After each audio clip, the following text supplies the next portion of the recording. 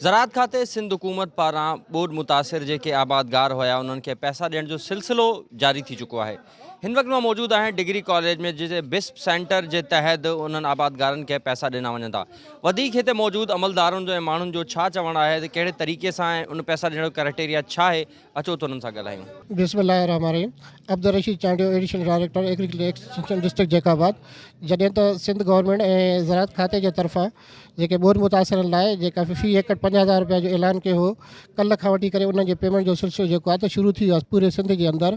ऐं इन सिलसिले में जेको आहे 12.5 एकड़ खां घटि जा जेके आबादगार आहिनि उनखे 50,000 रुपया फ़ी एकड़ जे हिसाब सां ॿिज जा पैसा जेके ॾिना वञनि पिया।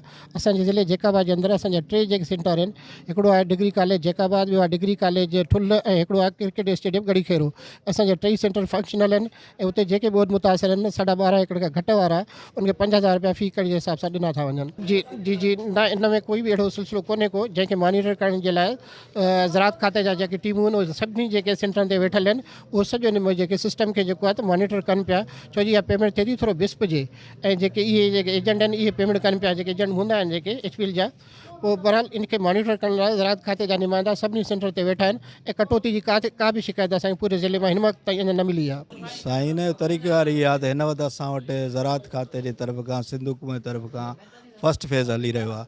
इन में 1 एकड़ खां वठी 12.5 एकड़नि ताईं असां पेमेंट ॾेई रहिया आहियूं, 5,000 पर एकड़ जे हिसाब सां।